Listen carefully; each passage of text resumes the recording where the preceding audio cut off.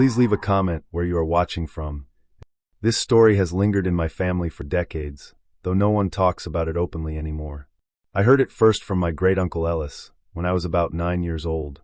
He was my grandmother's younger brother, a wiry man with soft eyes and a distant look, like someone who'd spent too long looking into the past. I remember the day clearly because it was the first time I ever saw him cry. My mom used to take me to visit Grandma Nora every other Sunday. Her house was old, the kind with warped floors and wallpaper that peeled at the edges like it was trying to escape. My uncle lived there too, in the back guest room, ever since his stroke a few years prior. He walked with a cane, slow but steady, and rarely joined us in the front room. But on that day, he was sitting on the porch when we arrived, his cane across his lap and a faraway look in his eyes. "Go say hi to your uncle," Mom said, heading inside with a basket of groceries. So I did. I walked over and sat down on the porch steps. The air was thick with the smell of summer, cut grass, asphalt baking in the sun, a hint of honeysuckle drifting in from the hedges. "You believe in things you can't explain?" he asked out of nowhere, without even looking at me. I hesitated. I was 9. I believed in ghosts and superheroes, and that my stuffed animals came to life when I wasn't watching. So I nodded. He chuckled softly, but there was no humor in it. "I'm going to tell you something," he said, "and maybe one day you'll understand it better than I ever did." He shifted in his seat, set the cane aside, and began. Ellis grew up in rural North Carolina, in a town so small it barely had a name. Back then, everyone knew each other, and your friends were the kids who lived within walking distance of your porch. For Ellis, that friend was Calvin Morgan. Calvin lived on the edge of the woods, about a half-mile from Ellis's family farm. He was an only child, quiet but sharp, the kind of kid who could take apart a radio just to figure out how it worked. They were thick as thieves, Ellis and Calvin, always in trouble for sneaking into the hayloft or running off to the creek after chores. When they were 17, Ellis enlisted. Calvin didn't. He had a bad leg from falling out of a tree when they were 12. But Ellis wrote him letters from basic training, and Calvin wrote back, every week without fail. Then the letters stopped. It was 1963, and Ellis had just been stationed in Germany. He figured something had happened with the mail. But when months passed and he still heard nothing, he started to worry. When he finally returned home 2 years later, the town felt smaller, quieter. His father had passed, his sister had moved north, and the old familiar places seemed shabbier than he remembered. He went straight to Calvin's house. But it wasn't there. The woods had overgrown the clearing, and there was no sign a house had ever stood there. No mailbox. No path through the trees. It was just gone. He asked around. First his neighbors, then the folks at the diner, then the pastor, who'd married Ellis's parents and baptized him as a baby. But no one knew who Calvin Morgan was. Not just that, no one had ever heard the name before. At first, Ellis thought they were joking. Small towns like to pull pranks, and they never forgot a face. But when even his own mother squinted at him and said, "You must be misremembering, Hon. There weren't any Morgans round here," something inside him twisted cold. He checked the yearbooks. Their school was so small it shared classes across grades. Calvin had been in Ellis's homeroom since the 3rd grade. They had photos together. He remembered them. But the books didn't. Calvin's name wasn't there. Not in the roster, not in the class photos, not even in the background of Ellis's own pictures. It was like someone had gone through each page with a scalpel and removed every trace of him. But Ellis had one thing no one could erase. A letter. Just one, left in his duffel bag from the day he left Germany. The return address was smudged with rain, but the name was still clear, Calvin Morgan. Inside was a list of things they'd do when Ellis got back. Fishing, rebuilding the treehouse, catching fireflies in glass jars like they did when they were 10. It was written in Calvin's uneven scrawl, the same handwriting as all the other letters Ellis had burned in a fit of homesick frustration after they'd stopped arriving. And on the bottom, a final line. "Can't wait till you're back, El. I miss my best friend." He showed the letter to his mother. She squinted at it, held it close to her glasses, and said, "Now where'd you get this? That's not your writing, is it?" She couldn't recognize the name. The handwriting. Nothing. Ellis kept that letter. He still had it when he told me this story on the porch, yellowed and folded so many times it was tearing at the creases. As he told me all this, I sat frozen, staring at him, unsure if I should believe it. He seemed dead serious. Not smiling. Not seeking attention. His eyes glistened at the corners. "I spent years," he whispered, "trying to find proof I wasn't crazy. Asked teachers. Dug through town records. I even found an old telephone directory from '61. The Morgans weren't listed. No Calvin. No parents. Nothing. I asked him what he thought happened. Either I dreamed him up, he said, and somehow fabricated a whole childhood with a ghost, or something took him. Something real. Something outside of what we know. He paused, looking out toward the woods behind Grandma's house. I think I remember him, because I was supposed to. I think maybe whatever happened, I wasn't part of it, or I got left out by mistake. His hand trembled as he reached into the inside pocket of his flannel shirt and pulled out a brittle, worn envelope. He handed it to me without a word. The letter inside was soft with age. The ink had faded, but the words were still there. And the name. Calvin Morgan. It was real. I was holding it. That was the last time we talked about it. Years passed. Ellis passed away when I was in college. At his funeral, my mom handed me a small wooden box with a brass clasp. Inside were some old photos, his dog tags, a pressed flower, and the letter. The same one. But something was wrong. The letter no longer said Calvin Morgan. It said Ellis McGraw. Same handwriting. Same scrawl. Same words. Different name. I flipped it over. The return address was gone, just a blank corner. I showed it to my mom. She didn't remember giving it to me. To this day, I keep that letter in my desk drawer. Every so often I open it. Sometimes the name changes. Sometimes it's Calvin again. Sometimes it's just blank. I don't know what's real anymore. There are some things you see as a child that you spend the rest of your life trying to explain. Most people forget. Kids are forgetful by nature. Time blurs things. But not this. Not her. It was the summer of 2003 when it happened. I was 9 years old, and my mom had started dropping me off at a friend's house every Friday evening while she worked the closing shift at the grocery store. It was meant to be temporary, just until school started back. Her friend, Miss Deirdre, lived in a modest brick house in the suburbs, the kind with thick hedges, plastic lawn furniture, and wind chimes that never stopped tinkling in the breeze. Her daughter, Mira, was a year older than me. We weren't close, but we got along in that way kids do when they're pushed together by circumstance. We spent most of our time in the backyard, jumping rope, digging for bugs, or playing with Myra's enormous collection of Barbies, most of which were missing limbs or hair. The house had a sunroom attached to the back, a small enclosed space filled with toys, faded beanbags, and big, flowy curtains that danced whenever the windows were open. It was our designated playroom, and for a kid, it felt like our own world. That room is where it happened. That's where I saw her. It started on an ordinary Friday.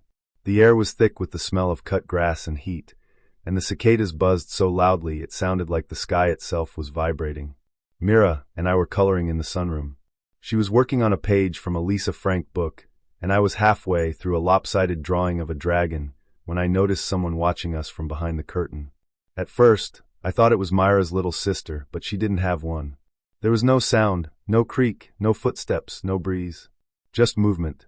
A shadow shifting behind the sheer fabric of the curtain by the sliding door. I blinked, and then I saw her. A girl about our age, maybe younger. Long dark hair. Pale skin. No shoes. She peeked out from behind the curtain, just enough for me to catch her eye. She didn't smile. She didn't move. She just stared. I froze. Mira kept coloring, oblivious. "Hey," I said quietly. "Who's that?" Mira looked up, following my gaze to the empty curtain.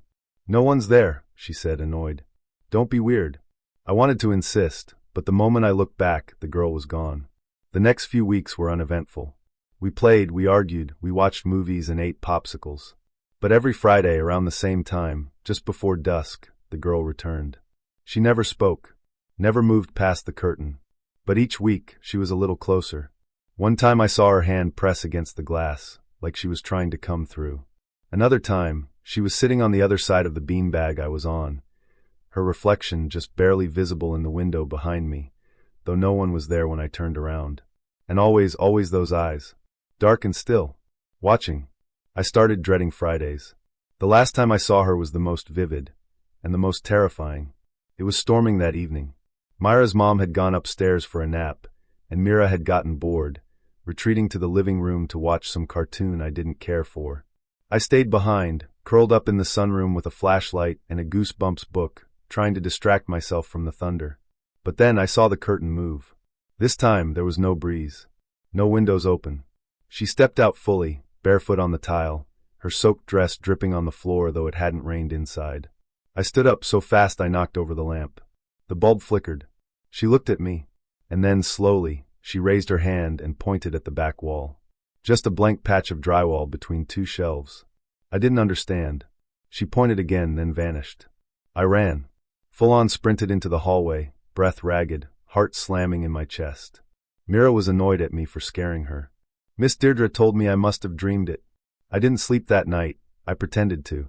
But I kept staring at the window, waiting for the curtains to move. They didn't. The next morning, when my mom came to pick me up, I told her everything in the car. She was silent for a long time. Then she pulled over. "Did you say she pointed at the wall?" she asked. I nodded.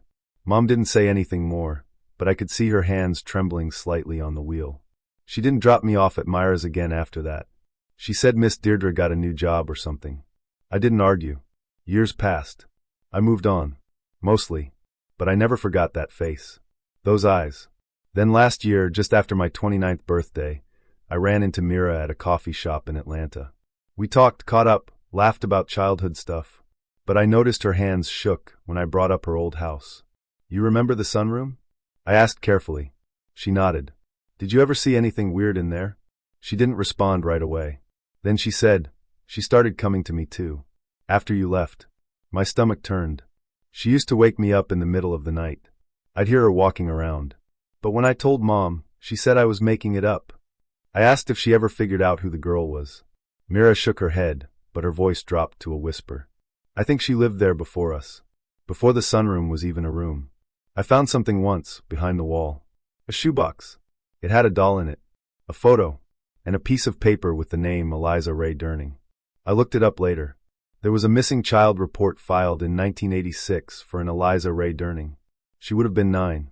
She disappeared from the same street. Same lot. Back when that space was still part of a larger farmhouse, long since torn down. There were no leads. No witnesses. No remains ever found. Just a single, yellowing photograph on a local archive site. It was her. I don't know what she wanted. Maybe to be seen. Maybe to be remembered. Maybe she was stuck, a glitch, a ghost, a remnant of a moment that never got to finish. But I think she found me because I looked at her. Because I didn't run. Not the first time. I still see her sometimes, not in full but in flashes. In reflections. In curtains. And every time, she's pointing at something. Always just out of view. I never used to believe in anything supernatural. Not ghosts. Not time warps. Not glitches in reality. I was the kind of person who blamed everything on sleep deprivation, stress, or bad memory. Until it happened to me. It was the summer of 2017 when everything changed. I was 19 years old, living with my dad and younger sister in a weathered craftsman-style house on the edge of a wooded neighborhood in Tennessee. Our lives were pretty routine back then. Dad worked nights at the hospital. I worked days at a tire shop and took community college classes online. My sister Rachel was 13 and obsessed with TikTok, horror makeup, and our 2 dogs, Milo and June. Milo was a goofy lab mix with a crooked ear and a bark that sounded like a cough. June was a rescue, some kind of collie, husky blend with the calmest eyes I've ever seen. They were our best friends, our weird little guardians. They followed us around the house like shadows, slept at the foot of our beds, and lost their minds every time someone walked down the street. So when they disappeared, it shattered us. It happened on a Thursday. Dad had taken the night shift again, so I was home all day with Rachel and the dogs. It was one of those heavy, humid southern days, where even standing still made you sweat. Around noon, I let Milo and June into the backyard like I always did. We had a fully enclosed 6-foot wooden fence. No gaps. No holes. The only way out was through the padlock gate on the side, and that key stayed in a drawer in the kitchen. They had water, shade under the old oak tree, and a kiddie pool we'd filled for them to splash in. They barked at a squirrel, chased each other around, laid down to sunbathe. Business as usual. I went inside, grabbed a sandwich, and helped Rachel set up a projector screen in the living room for a movie marathon. When we went to call the dogs inside about an hour later, they were gone. Completely gone. At first, we thought maybe they'd squeezed under the fence, but the perimeter was solid. No tunnels. No loose boards. No muddy paw prints leading out. The gate was still locked, and the key was untouched. The latch hadn't been moved. Rachel started crying. She was calling their names, running around the yard with her shoes half on. I ran down the street, thinking maybe someone had let them out by accident and they'd wandered off. No one had seen anything. No barking, no sightings, no strange cars. We tore the house apart. Looked under beds, inside closets, in the crawl space under the porch. We knocked on neighbors' doors. Walked the neighborhood for hours with flashlights, calling their names until our voices cracked. And there was nothing. The backyard was sealed. The house was locked. We lived in a bubble, and they had just disappeared. Dad got home at 2 a.m. and immediately joined the search. We filed a report with animal control the next morning. Made flyers. Posted online. Days passed. No sightings. No leads.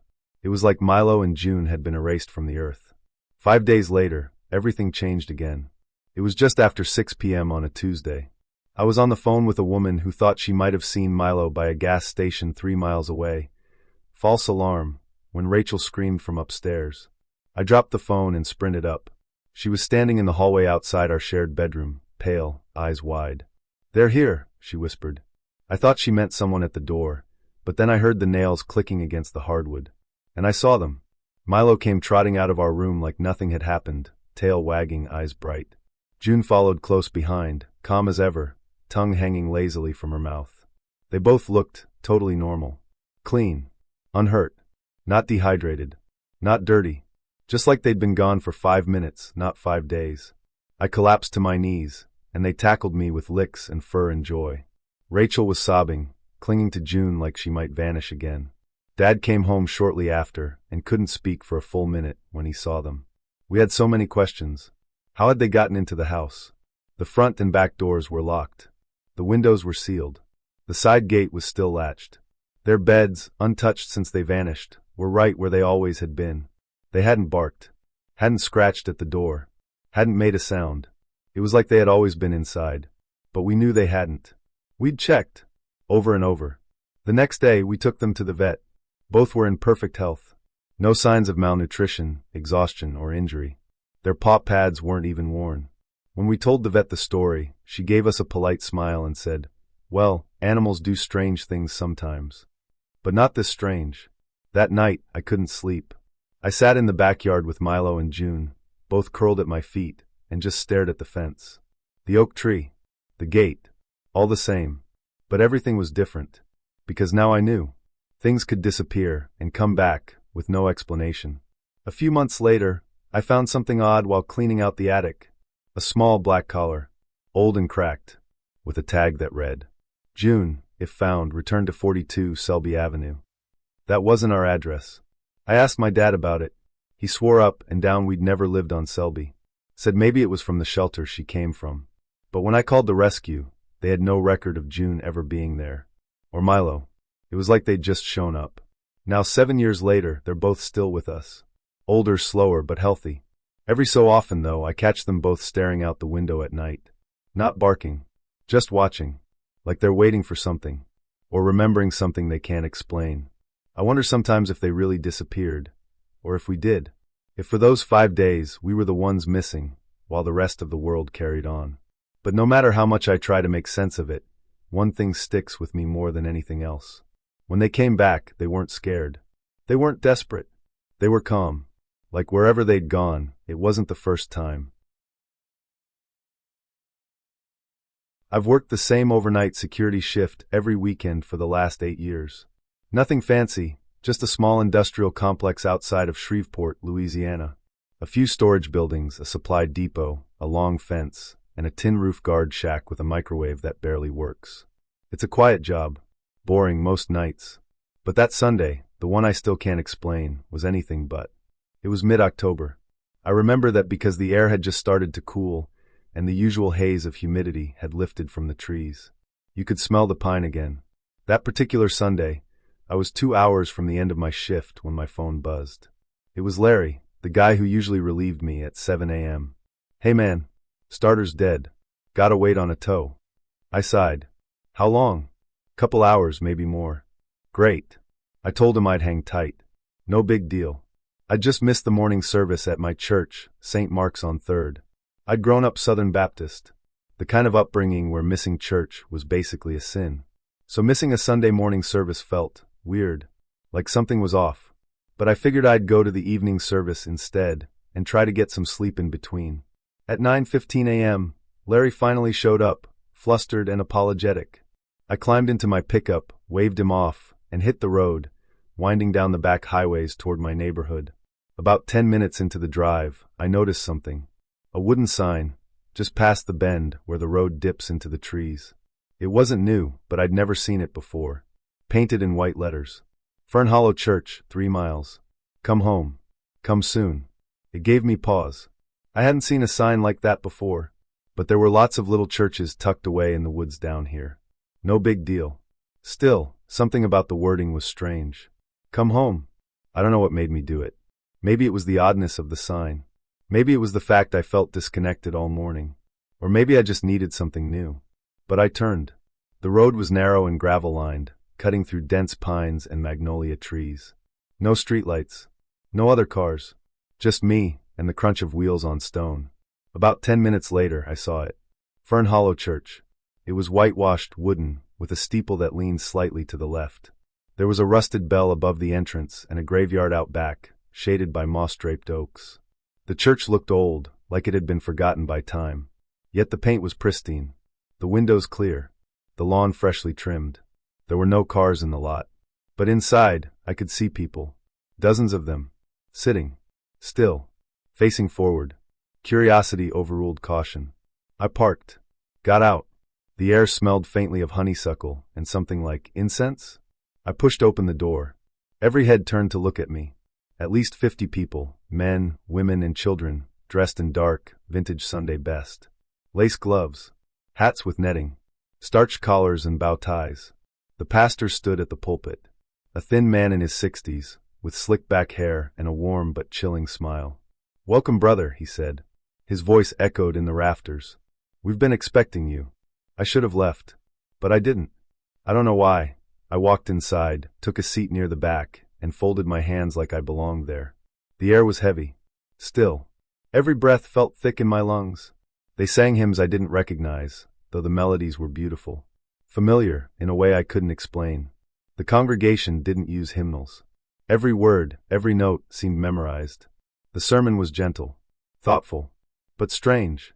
It wasn't from Scripture, at least not one I knew. "Sometimes the world frays," the pastor said, "and we are sewn back together in places we do not recognize." I didn't understand. At the end of the service, he walked straight up to me and offered his hand. "I knew you'd come," he said. "You always do." I didn't remember leaving. I just know that at some point, I was back in my truck. My gas gauge was lower than it should have been, and my phone had no signal. The road back seemed shorter.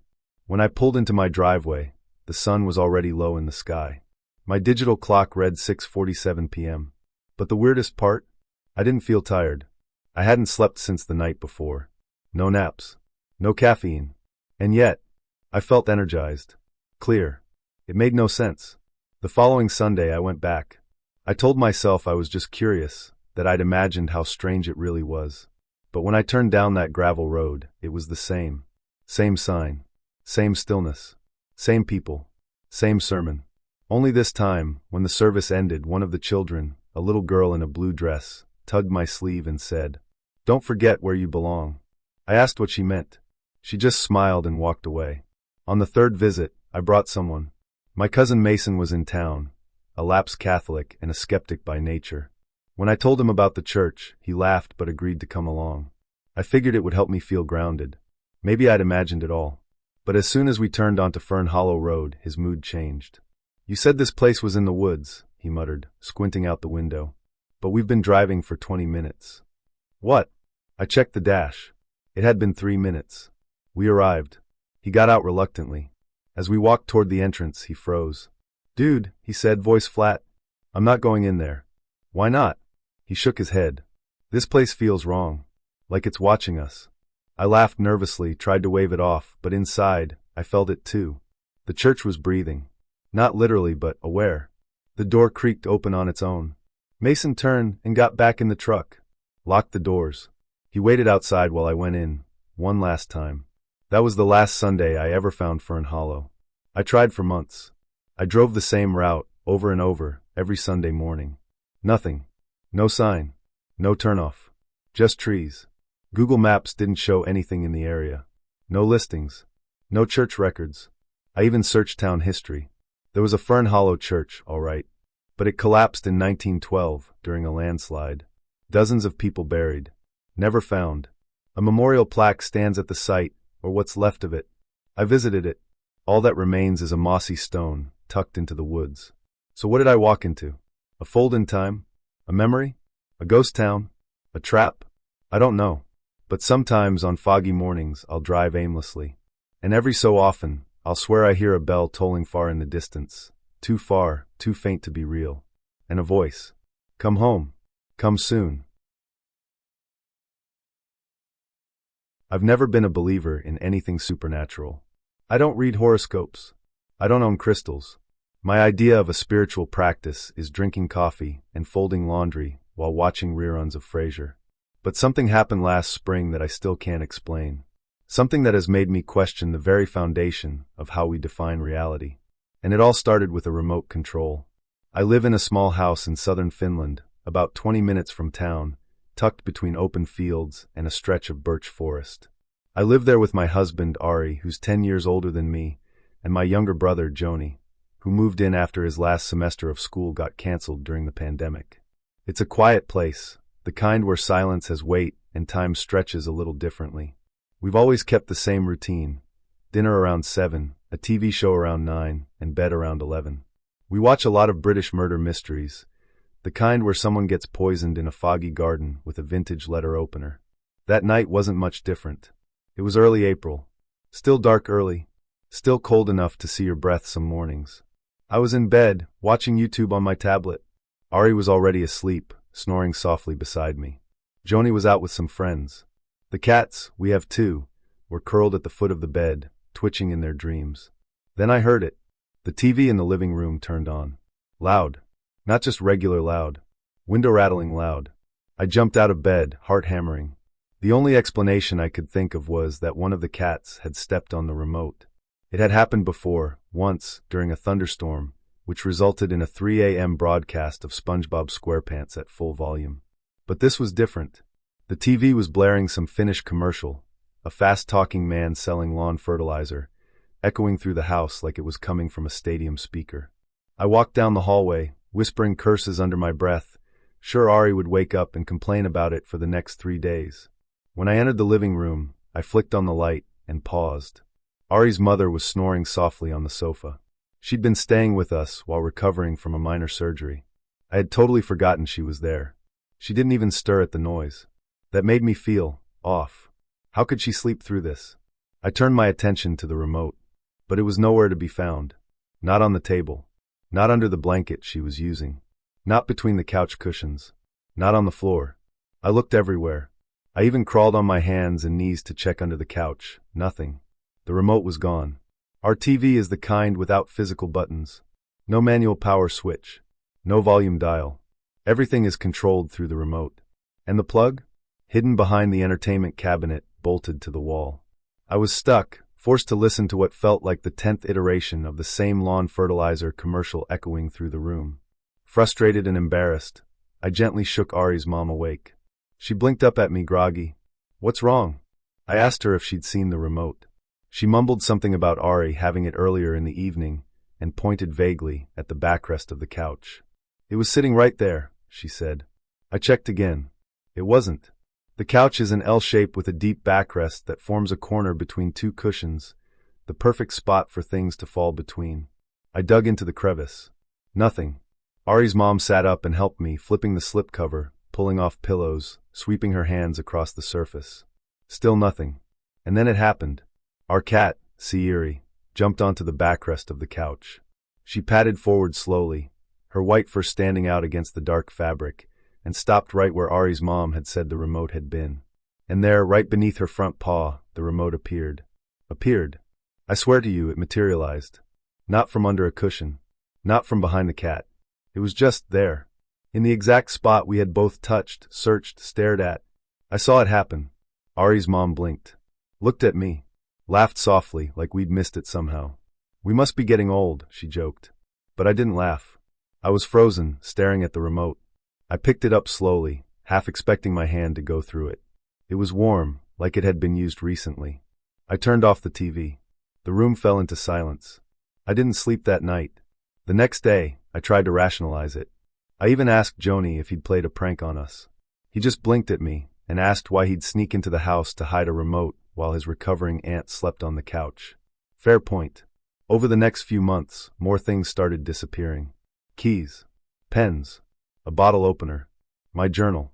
Nothing stayed gone. But they would vanish, right in front of us, and then return in impossible places. On shelves we'd already checked. Inside drawers we hadn't opened in days. On the middle of a table we'd wiped clean. It didn't feel like absent-mindedness. It felt intentional, like something was folding around us, shifting. We had the house checked for electrical issues, gas leaks, carbon monoxide, all clean. We even joked about it being a ghost. But deep down, I didn't think it was anything spiritual. It felt mechanical, systemic, like we were caught in a program glitch where objects loaded in the wrong place or failed to render until triggered. A few weeks ago, I had another experience. I was doing dishes when I heard Joni shout from his room. "Did you just come in here?" I walked over. "No. Why?" "I swear I saw someone walk past my door. A person, wearing your hoodie." I hadn't moved from the kitchen. We searched the house. Every room, every window, every door. Locked, silent, normal. There are dreams you forget within minutes of waking, the kind that evaporate the second your feet hit the floor. And then there are the ones that cling to you. I had one of those in the fall of 2014, and I've never shaken it off. In fact, I'm not sure it was a dream. I was in my second year at a small liberal arts college in Oregon, majoring in psychology, mostly because I didn't know what else to do. I lived on campus in a rundown dorm called Willoughby Hall. Creaky pipes, flickering hallway lights, and showers that alternated between boiling and glacial with no warning. My favorite class that semester was Identity and Culture, a laid-back, discussion-based course held every Tuesday and Thursday at 10 a.m. Our professor, Dr. Elin, had this calm, hypnotic voice and a knack for saying things that felt deeper than they probably were. The dream started there. It was a Thursday morning in the dream. I remember that clearly, and I was walking into room 208, the same room where we always met. Sunlight filtered in through half-closed blinds, casting stripes across the chipped tile floor. Students chatted quietly, the low murmur of conversations blending with the hum of the overhead lights. I found my seat near the back, next to a girl named Sophie who wore rainbow-striped leggings and always carried a lavender-scented notebook. A guy across from us, I didn't know his name, had a thick beard and wore a red tartan cap. He was talking about his favorite band, Flogging Molly, and Sophie nodded along, saying, "They're so good, right?" Like it was obvious. I remember zoning out, staring at the dust motes in the sunlight, and feeling something shift. Not in the room. In me. Like I wasn't supposed to be there. Like I'd already done this. The conversation started looping. The same words. Same cadence. I blinked hard and looked at the clock. 10:47 a.m. And then I woke up. I sat up in bed, my heart racing. The dream had felt realer than reality. My sheets were damp with sweat. My alarm hadn't gone off yet. It was 9:10 a.m., an hour before class. I sat there for a long time, staring at the ceiling, trying to shake off the feeling. But it stayed. The dust in the dream. The way Sophie laughed. The words, Flogging Molly. I got ready slowly, still uneasy. Got dressed. Ate toast. Walked to campus. And when I walked into room 208, my stomach dropped. Everything was the same. The sunlight. The blinds. The background buzz of conversation. Sophie waved. "Hey," she said. "You good?" I nodded, trying not to look at the guy in the tartan cap across the circle. But then I heard him say it. "They're underrated, but Flogging Molly has some of the most meaningful lyrics I've ever heard." Sophie lit up. "They're so good, right?" Exactly like the dream. Word for word. I stared at the two of them, mouth dry, heart hammering. And then I looked up at the clock. 10:47 a.m. I felt the room closing in. For a moment, I thought I was still dreaming. I even pinched the inside of my arm, hard. It hurt. The professor walked in, just like she had in the dream. Set her notes down. Smiled at us all. "All right," she said. "Let's shake things up today. Group activity. Exactly like before." She began assigning groups. I was placed with Sophie, the bearded guy, and one other girl I hadn't paid attention to in the dream. We moved our desks into a small circle. The bearded guy started talking again. Sophie answered the same way. The third girl joined in. And I knew what they would say before they said it. I wanted to throw up. It wasn't until I spoke, not part of the script, that everything changed. I don't even remember what I said. I just needed to break the pattern. The others looked at me strangely. There was a pause, a flicker of confusion in their expressions. And the moment passed. Things moved forward. Conversations drifted. Nothing else matched the dream exactly after that. Class ended. I left the room like I was walking out of a fog. I didn't say anything to anyone. I tried to forget about it, but I couldn't, because it wasn't just déjà vu. It wasn't a vague feeling of familiarity. It was frame for frame exact. The clothes, the clock, the phrases. A week later, I went to the Student Resource Center and checked my class schedule, just to be sure. I wanted to see if I'd maybe looked at next week's material or subconsciously absorbed something from an old lecture. But I hadn't. That day, the one I dreamed, had never happened before. And it hasn't happened since. I don't know what it was. A premonition? A time loop glitch?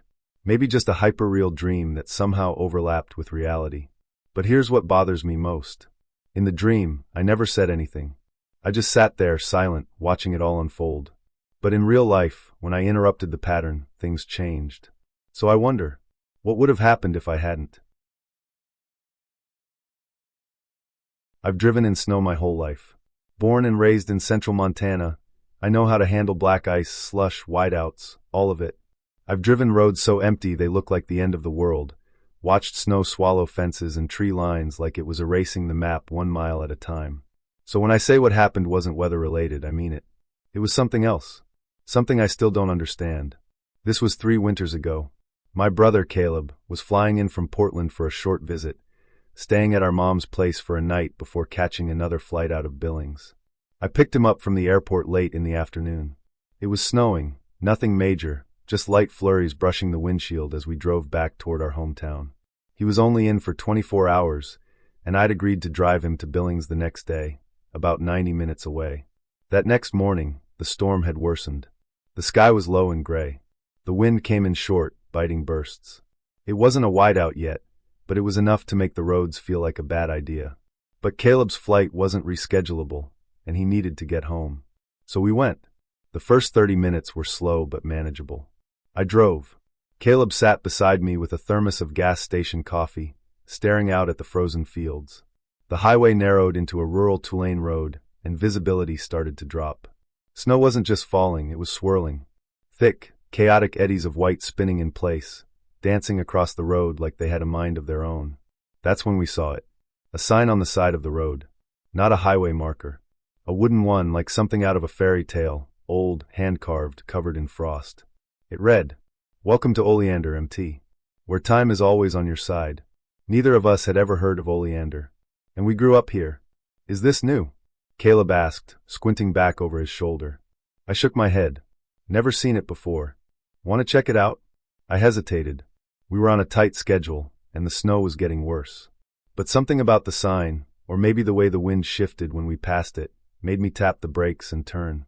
The road narrowed quickly, lined with pines and shadow. For a while, I wasn't even sure we were still on pavement. Then we saw the town. It looked like something from another era, a single main street, lined with brick-front buildings and glowing yellow windows. A post office, a diner, a barbershop. Snow piled neatly on rooftops. Street lamps flickering gently through the haze. And not a single moving car. No people. No noise. Caleb let out a low whistle. This place is, weirdly perfect. We slowed to a stop at the corner of Main and Elm. The diner had a neon open sign, but there wasn't a soul inside. I parked. We got out. The snow, oddly, had stopped falling. In fact, the second we stepped onto the street, the air was still. Too still. Like a photograph. We walked up and down the block. The buildings were real. Weather-worn. Some windows fogged over. A few flyers on a telephone pole. But every door was locked. Maybe it's Sunday, Caleb offered. Or a holiday. Even then, you'd see someone, I said. He shrugged. Maybe they're all inside. But I wasn't convinced. There was a wrongness to it. A stillness that felt placed. Performed. like a movie set waiting for the actors to arrive. We got back in the car and left. Just like that. No drama. No horror. No jump scares. Just a weird detour we couldn't explain. The snow picked up again as soon as we turned back onto the highway. And we drove. We reached Billings at 7:13 p.m. Caleb's flight had been at 4:50 p.m. He was confused. "I thought we left around noon," he said. "We did." He checked his phone. His watch. "I swear I was just checking the time like an hour ago." I was shaken. I'd been driving slow, sure, but not that slow. Even with the snow, even with the detour, the trip shouldn't have taken more than 3 hours. It had taken over 7. And it didn't feel like it. There was no stretch of time where I could point and say, "That's where we lost it." It just vanished. He missed his flight, booked a hotel near the airport, and flew out the next morning. I drove home alone. Tried to find the sign again. It wasn't there. Not the next day. Not the next week. Not ever. The road looked the same, but no turn-off. No wooden post. No oleander. I checked Google Maps. Scanned forums. Even asked a co-worker who was obsessed with Montana ghost towns. No one had heard of it. It's been 3 years. Sometimes I think about what might have happened if we'd gone into one of those buildings. If one door had been unlocked. Would we still be there? Would time have stopped altogether? Or sped up so fast we never noticed? I've driven that road again since then. And every time I pass the spot where the sign should be, I glance at the trees. Just in case something changes. Just in case Oleander wants us back. There's a stretch of road in western Utah, State Route 12, near the canyons, that I've driven 100 times. My family's from a small town out there. You can't grow up around these parts without learning how to handle endless curves, radio static, and miles of emptiness. It's a beautiful place during the day, red rock walls stretching high above the road, wind-carved and ancient. But at night, it's a different story. At night, it feels like it watches you back. This happened in the summer of 2008. I was 17. My uncle had taken my dad and me out to a fight night event at a casino 3 hours away. Nothing too wild, just one of those pay-per-view parties in a rented room with cheap food and big screens. We were wired from the drive, the energy, the crowd. But once it ended, my uncle insisted we drive home that same night, even though it was almost midnight. "We'll beat the morning traffic," he said.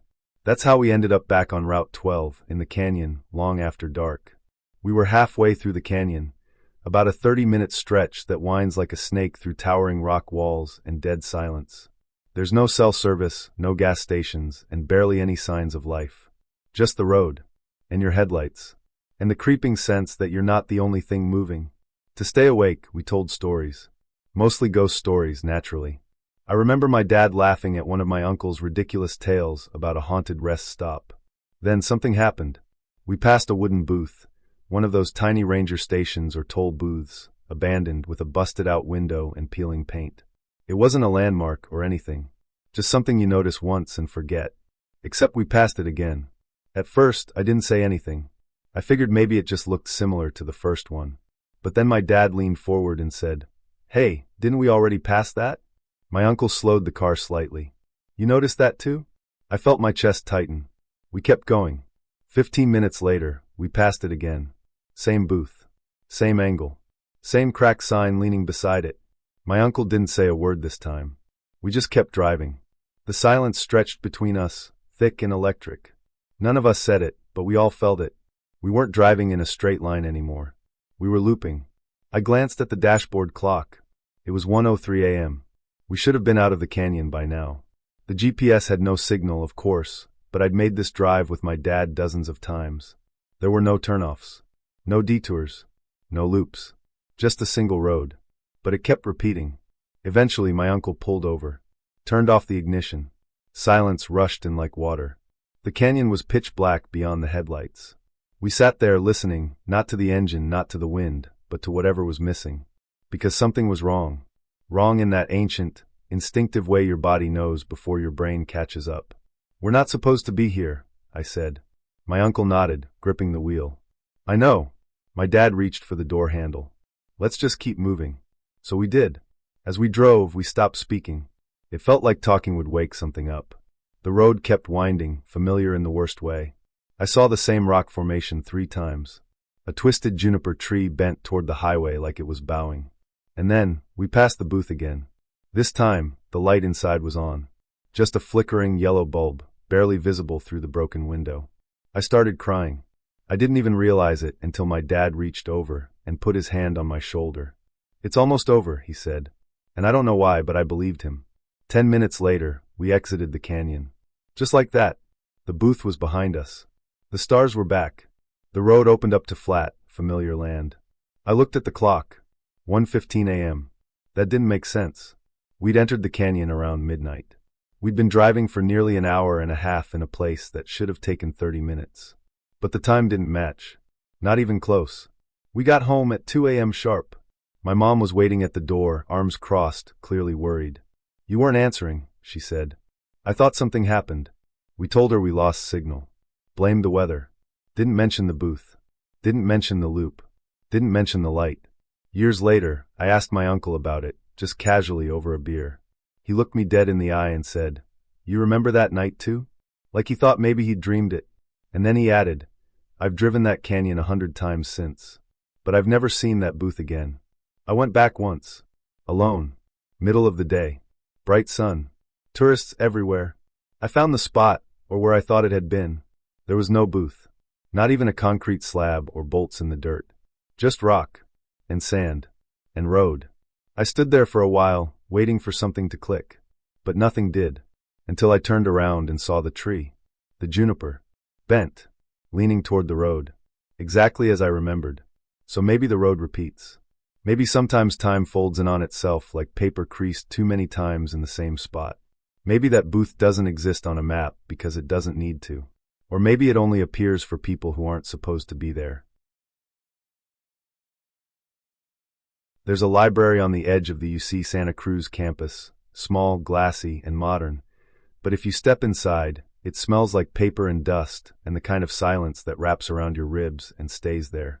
I spent a lot of time there my freshman year. And one October afternoon, I stepped into an elevator, rode it to the top floor, and came out somewhere I shouldn't have been. Let me back up. This was 2012. I was a first-year student, still running on nerves and Red Bull and imposter syndrome. I didn't drink much, didn't party, didn't know what I was doing with my life. But I loved the library. I loved the stillness. I loved the sense that, no matter how chaotic life was, this place had order. There was a specific spot I liked, top floor, west side, where the windows overlooked the forest. There were always empty seats, and you could hear birds when the wind pushed against the glass. That day it was raining. A misty, soft rain that blurred the redwoods into watercolor shadows. I had just finished a midterm and was buzzing with post-test static. I needed to sit somewhere quiet and breathe. So I went to the elevator, pressed 4, waited, stepped inside. The doors closed. It was silent. Too silent. Even for an elevator. Then came the drop, that tiny internal shift that tells you the elevator is moving. But something felt longer. I counted the seconds. 1, 2, 3, 4. It should have been there by now. The doors opened. And I stepped out into a place that wasn't the 4th floor. It wasn't any floor. It was unfinished. The carpet was missing. Concrete underfoot. No tables. No bookshelves. Just a few stacks of drywall leaning against the far wall. Construction equipment, paint buckets, extension cords, unopened toolboxes, scattered across the floor. Exposed beams. No ceiling tiles. Dust in the air. I froze. Because this wasn't a construction zone I'd seen before. There had been no announcements. No warning signs. No noise. And yet, the windows were there. The same west-facing glass, looking out at the forest. Only the trees looked different. Thinner. Sparse. Like the hillside had been cleared. There was a road, a narrow asphalt strip I didn't recognize, cutting through the trees. And in the distance, where the humanities building should have been, there was nothing but gray fog. I blinked. Looked around. Walked a few steps forward. My shoes echoed. No hum of fluorescent lights. No Wi-Fi login ping. Just dust and cold. I turned around. The elevator doors were still open. Still waiting. Still humming gently like this was all fine. I stepped back in. Hit 1. The ride down was immediate. No delay. No drop. When the doors opened again, the first floor was exactly as I remembered. Crowded, full of students, warm with the scent of coffee and rain-soaked jackets. I stood there for a long time, just staring at the people walking by. I felt like I'd come back from somewhere. Later that week, I returned to the fourth floor. Took the stairs this time. It was normal. Books. Chairs. Fluorescent lights. That comforting library hush. I found my favorite window seat. Looked outside. The trees were thick again. No road. No clearing. No fog. Just forest. I told a friend about it. She laughed, said I must have dozed off in the elevator and imagined the rest. But I remember the smell. Concrete and drywall dust. The cold that settled into my skin. The distant sound of something metal dragging across tile. And the feeling, not fear, not panic, but wrongness. Like I'd stepped sideways into a version of the world that hadn't finished loading. Months later, I tried to find construction records for the library. Nothing matched. There'd been renovations years ago, long before I was enrolled, but not during that semester. There's no way the top floor was gutted and rebuilt in a week. There's no explanation that makes sense. Sometimes, I wonder what would have happened if I'd walked a little farther. If I'd explored. If I'd waited. Would the elevator still be there? Would I have come back? Would someone else have stepped out? I've driven the same route from Arkansas to Georgia a dozen times. Maybe more. It's not a trip I particularly enjoy, but I've always been a night driver. There's something about the dark and empty highway that settles my nerves. It was always a straight shot. Gas up, stop once, maybe twice, and you're there. But one night, I left a rest stop just after 1:30 a.m., drove in a straight line for what felt like 20 minutes, and somehow lost over 4 hours and 250 miles of fuel. Let me walk you through it. This was 2 years ago, around late fall. I'd gone to visit my sister in Macon, stayed the weekend, and was driving back to Little Rock. I left a bit later than planned, which put me on the road through the thickest part of the night. Sometime around 1:30 in the morning, I pulled into a rest stop I always use, just past the Alabama border. It's not much, just a vending machine, a small brick building with locked bathrooms, and a dim security light. I was tired but not exhausted. Just needed a second to stretch and splash some water on my face. Maybe grab a Red Bull from the machine and push through the final stretch. No one else was there. Totally empty. Which was normal. I stepped out, walked around, used the vending machine, got back in my car. The air was thick and quiet. The kind of quiet where you can hear your own pulse. I didn't sit long, maybe 5 minutes max. I started the car, pulled back onto the highway, and drove. The next thing I remember clearly, it was 6:03 a.m., and I was nearly out of gas. I didn't fall asleep. I wasn't distracted. I didn't stop again. But somehow, I had traveled more than 250 miles. The odometer confirmed it. My GPS placed me just 10 minutes away from the same rest stop I had left hours ago. It made no sense. I pulled over onto the shoulder, gripping the wheel so tightly my knuckles went white. My mind raced. Had I had a seizure? Microsleep? Dissociated? But there were no signs, no accidents, no damage, no messages on my phone. The passenger seat was exactly how I'd left it. So was the half-empty Red Bull I hadn't opened yet. I checked my phone's data usage. Nothing between 1:40 and 6 o'clock. Just empty space. What shook me more than the time was the fuel. I'd filled up just outside Macon. When I left the rest stop, I had about 3/4 of a tank left. Now I was running on fumes. There was no possible way I'd burned that much fuel in 20 minutes of normal driving. Unless it hadn't been 20 minutes. Unless I'd really been driving for hours. But then, why didn't I remember any of it? Why did it feel like I'd blinked? I got back on the road, made it to a gas station, and sat there for a long time before even touching the pump. I watched the early morning fog roll in over the empty lot, and a thought hit me that made my stomach turn. What if I never left the rest stop? What if I stepped out of time? What if something else drove me back? I've tried to recreate the trip since then. Same time, same stops, same conditions. It's never happened again. But that one night sits heavy in the back of my brain, like a page torn out of a book I know I read but can't find again. I don't tell many people about this. Not because I'm afraid they won't believe me, but because I still don't believe it myself. But here's the part that haunts me most. When I pulled out of that rest stop the second time, the 6 a.m. time, I looked in the rearview mirror, and the lights were still on. Same flickering bulb above the vending machine. Same shadows. Same exact position the car had been in before. Like nothing had moved. Like I hadn't moved. It happened in the summer of 2006.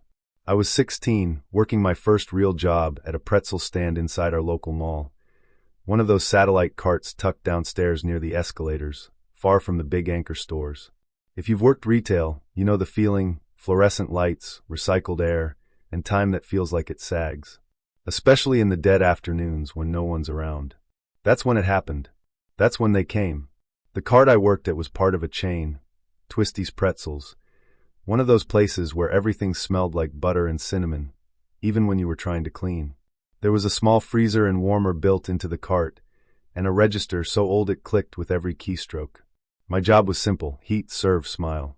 Sometimes, if we were slow, I also covered the ice cream kiosk next to it. It was a slow Tuesday, maybe 2 p.m. I remember because the lunchtime rush was over, and there was a lull that usually lasted until the after-school crowd rolled in. The mall was quiet. Music buzzed softly through the intercom, some acoustic version of a Coldplay song. Most of the other kiosks were empty, and the only store across from me, a media shop called Tracks and Discs, had maybe one customer flipping through CDs. Then I saw them. A woman, a girl, and a boy. At first, nothing stood out. They were just still, standing a few feet back from the counter, watching. The mother looked to be in her early 30s. She wore a neatly pressed, knee-length dress in pale yellow. Her hair was pinned up in a 1950s style, soft curls and a twist. The girl, probably 10 or 11, wore a dress too, with a ribbon in her hair. The boy, maybe 6, had suspenders, shorts, and these shiny black shoes that caught the light like mirrors. They looked like they'd stepped out of a time capsule. I assumed they'd just come from the photo studio upstairs, the one that did vintage-themed family portraits. It wasn't unusual for people to walk around in strange outfits. Once, I'd seen a whole family dressed like pirates. So I smiled. "Hey there, what can I get you?" The boy stepped forward. "I'd like a pretzel, please." Polite. Flat. Like he'd rehearsed it. "Sure thing," I said. "That's $2.66. He reached into his pocket and handed me a single dollar bill. It was crisp, clean, but old. Really old. At first, I didn't think much of it. I figured it was just a novelty bill. Then I really looked at it. It was a silver certificate. Series 1957. Real paper. Real ink. Worn around the edges, but not in a dusty, historical way. In a used yesterday kind of way. My brain stalled. This wasn't some photo booth prop. This was money that hadn't circulated in nearly 50 years. I looked up, confused. "I'm sorry, it's $2.66. The mother stepped forward slightly. Her expression was off. Not angry. Not confused. But blank. Like she was trying to understand what I'd said, but couldn't quite process the numbers. "She only has $1, I added awkwardly. The woman blinked slowly. Her eyes were pale blue, almost gray. She glanced at the dollar, then at the boy. "It should be enough," she said. And it didn't sound like she was being difficult. It sounded like she genuinely believed it. The silence stretched. I glanced around, but no one was nearby. I was alone with them, the mall eerily still around us. I can't sell it for $1, I said, holding the bill back out. The boy didn't move. The mother didn't blink.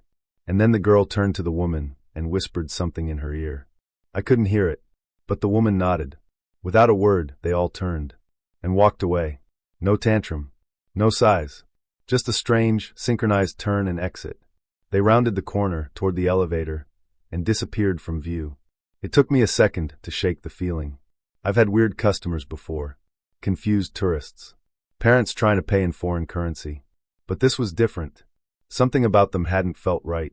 Not just the clothes. Not just the money. But something in the way they moved. Too slow. Too calm. Like they weren't used to being noticed. I went through the motions for the rest of my shift, brain looping the moment over and over. When my manager came down to check inventory, I asked her, "Did you see those people? The ones dressed like it's 1950. She looked at me blankly. "What are you talking about?" I thought maybe they were doing a photo shoot. "No one came by," she said. "Not since you clocked in." "You sure?" She shrugged. "I've been watching the feed upstairs. It's been dead." That's when it hit me. The feed. The cameras. Every cart in the mall had a security camera aimed at it. Not just for theft protection, but to monitor staff during solo shifts. I asked if I could see the footage. She was hesitant. Said it wasn't protocol. But I must have looked pale, because she relented. She pulled it up on the grainy black and white monitor in the back office. We fast-forwarded to 2:08 p.m. And there I was, standing at the cart, talking, reaching out with the dollar in my hand, talking again, then just standing there. But on the footage, no one was in front of me. No woman, no girl, no boy, just empty space. We watched it twice, 3 times. My manager said nothing, just frowned. Maybe someone walked by and it didn't register? But the camera's field of view was wide. Too wide to miss a group of 3 people standing directly in front of me for a full minute. I saw myself holding out the dollar, talking to no one. Later that night, when I got home, I checked my pockets. I hadn't taken the bill. I was sure of that. But when I opened my backpack to pull out my lunch container, it was there, tucked between my wallet and a folded paper towel. The silver certificate. Worn. Real. I never remembered putting it there. I kept that bill in a book for years, tucked in between pages of a Ray Bradbury novel I'd read the same summer. I'd pull it out once in a while, just to feel the texture. The weight of it. It always felt cold, like it didn't belong here. Sometimes I wonder, were they ghosts? Were they echoes of something older than the mall itself? Or was I the one who slipped, just for a moment, into a time that hadn't yet let them go?